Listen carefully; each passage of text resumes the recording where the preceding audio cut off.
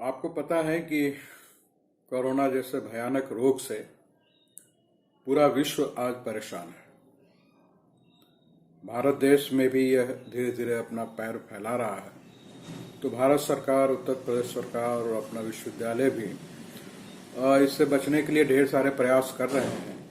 और इस प्रक्रिया में सबसे पहला काम ये हुआ कि आपके क्लासेस सस्पेंड किए जाएं, क्योंकि इससे बचने का सबसे कारगर उपाय यह है सोशल डिस्टेंसिंग, एक दूसरे से थोड़ा दूर रहें और सैनिटाइजर का प्रयोग करते रहें, मास्क लगाएं जरूरत पड़ने पर, तभी इससे बच सकते हैं। क्योंकि ये लाइलाज अभी बीमारी है, न इससे कोई संबंधित दवा है और न ही कोई बहुत कारगर वैक्सीनेशन है।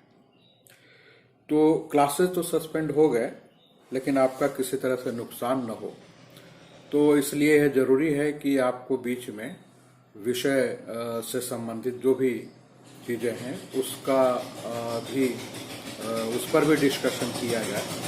और इस प्रक्रिया में मैंने अपने ढेर सारे लेक्चर्स जो आपके सिलेबस से जुड़े हुए हैं और क्लासेज न होने के कारण पूरे नहीं हो पा रहे हैं, उसको रिकॉर्ड करके आपके सामने मैं प्रेजेंट करूंगा और अपनी आवश्यकता के अनुरूप समय के हिसाब से आप उसको पढ़ सकते हैं, देख सकते हैं और जो भी सही इन्फॉर्मेशन है वो आप उससे नोट डाउन कर सकते हैं।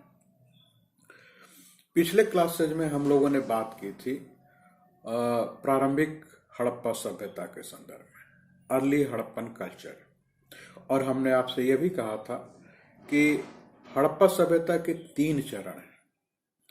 पहला प्रारंभिक हड़प्पा, दूसरा विकसित हड़प्पा और तीसरा परवर्ती हड़प्पा। प्रारंभिक हड़प्पा हम लोगों ने कंप्लीट कर लिया है। जो सबसे महत्वपूर्ण पक्ष है वो है विकसित हड़प्पा का, और उसके बाद उत्तरवर्ती हड़प्पा। तो early Harappan, mature Harappan, later Harappan में जो मैच्योर हड़प्पन है, that is the important part of the Harappan civilisation. जब कई क्षेत्रों में काफी विकास होता है और यहाँ तक माना जाता है कि समकालीन विश्व में जो कंटेम्प्रेरी वर्ल्ड सिविलाइजेशन है उसमें हड़प्पन सिविलाइजेशन सबसे विकसित सभ्यता थी, और इसके जितने भी एस्पेक्ट्स हैं उन सब में इसका इफेक्ट, इसका प्रभाव दिखता है। तो इसी विकसित हड़प्पा के संदर्भ में हम लोग बात करेंगे, और जो प्रारंभिक हमारा लेक्चर होगा वो मुख्य रूप से हड़प्पा सभ्यता के ओरिजिन को लेकर होगा, इसके एक्सटेंशन को, एक्सटेंट कहाँ तक यह विस्तृत है, इसके संदर्भ में होगा। इस लेक्चर में मैं इन्हीं बिंदुओं पर बात करूंगा।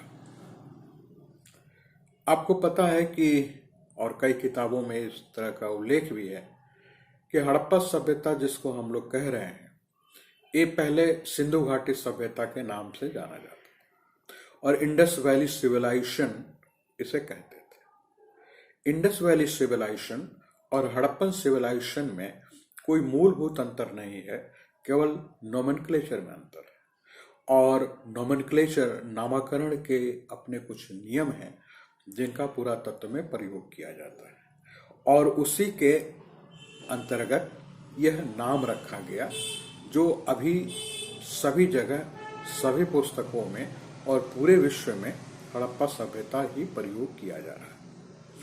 सिंधु घाटी सभ्यता इसका नाम इसलिए शुरू में पड़ा था क्योंकि जो 2 महत्वपूर्ण स्थल थे, चाहे वो हड़प्पा हो चाहे वो मोहनजोदाड़ो हो, दोनों ही सिंधु नदी, इंडस रिवर वैली में ही स्थित थे।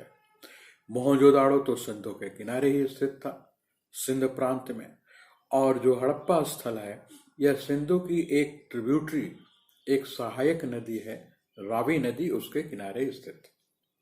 तो चूंकि दोनों ही स्थल सिंधु नदी के पास से ही मिले थे, और एक तीसरा स्थल मिला चाहनू दाड़ो, वो भी सिंध नदी के किनारे है, और ये तीनों अभी पाकिस्तान में, स्वतंत्र पाकिस्तान। तो इस आधार पर इनको या इस नदी घाटी में स्थित होने के कारण सिंधु घाटी सभ्यता कहा गया। 1947 में जब भारत पाकिस्तान अलग हो गए, दो अलग अलग राजनीतिक आइडेंटिटी जिनकी हो गई, तब हमारे लिए बहुत जरूरी था कि उस सिंधु घाटी सभ्यता का क्या हमारे क्षेत्र में विस्तार है, इसको खोजा जाए। और सैकड़ों की संख्या में ऐसे स्थल खोजे गए जो हड़प्पा सभ्यता के ही अंग थे और वो अब सिंधु घाटी क्षेत्र से बाहर थे। तो यह जरूरी हो गया कि अब इसका नाम बदला जाए, क्योंकि मैक्सिमम जो साइट्स स्थल हैं इस सभ्यता से संबंधित वो सिंधु नदी घाटी क्षेत्र के बाहर। तो पुरातत्व में एक ट्रेडिशन है, एक परंपरा है कि जो भी सामग्री या जो भी पूरा अवशेष जहां सबसे पहले से प्राप्त हो उसके आधार पर नोमेनक्लेचर किया जाए, नामकरण किया जाए। और जैसा कि प्रमाणों से स्पष्ट है, शुरू से जो इस सभ्यता से प्रमाण मिले वो अधिकांशतः हड़प्पा से ही है। और हड़प्पा में सबसे पहले उत्खनन भी हुआ 1921 में मार्शल के नेतृत्व में, और यहाँ के जो उत्खननकर्ता थे वो थे दयाराम साहनी। तो 1921 में हड़प्पा पहला स्थल है जहाँ पर इस सभ्यता से संबंधित प्रमाण मिले और धीरे धीरे दूसरे स्थलों से भी प्रमाण मिलने लगे। दूसरा स्थल है मोहनजोदाड़ो, जिसका उत्खनन 1922 ईस्वी में हुआ। चूंकि सिंधु घाटी क्षेत्र से बाहर कई स्थल हैं, सिटीज हैं, नगर हैं, इसलिए इसका नाम सिंधु घाटी सभ्यता की जगह हड़प्पा सभ्यता कहा जाना ज्यादा उचित और मान्य है। कुछ नए इतिहासकारों ने, चूंकि सरस्वती नदी घाटी क्षेत्र में भी इसके कई स्थल मिलते हैं, दुर्भाग्य से सरस्वती नदी अभी धरातल पर नहीं है, तो इसको सरस्वती सभ्यता भी या सरस्वती सिंधु सभ्यता भी कहा जाता है। तो कई नोमेनक्लेचर हैं, जो सबसे सर्वाधिक मान्य है वो हड़प्पा सभ्यता के नाम से ही है।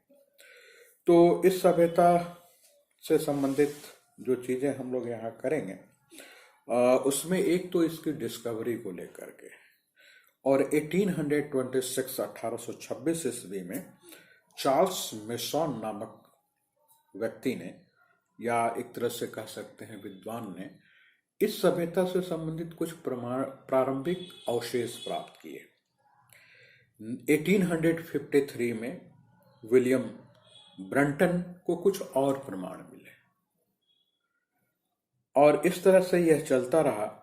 कनिंघम को भी प्रमाण मिले हड़प्पा क्षेत्र से।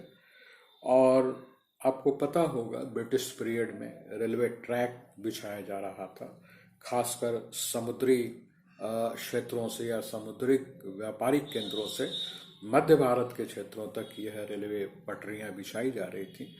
और उसी प्रक्रिया में हड़प्पा में जब उसका काम चल रहा था तो कुछ विशेष तरह के ब्रिक्स ईंट मिले जो शायद उसके पहले कहीं से भी प्राप्त नहीं हुए। फिर उस पर थोड़ा इंटरेस्ट बढ़ा और नीचे तक गए तो पता चला कि पूरी दीवारें मिल रही और एक खंडहर है। तब यह माना गया कि शायद यह किसी सभ्यता से संबंधित प्रमाण है। और फिर यहां से एक नए तरह की खोज, एक नई तरह की प्रक्रिया शुरू हुई। जॉन मार्शल के नेतृत्व में इस पर विशद कार्य होना शुरू हो गया और इस तरह से ढेर सारे स्थल भी खोज लिए गए, जिसमें हड़प्पा में 1921 में उत्खनन या एक्सकवेशन की प्रक्रिया शुरू हुई। दयाराम साहनी इसके फर्स्ट एक्सकवेटर थे, उत्खनन करता थे।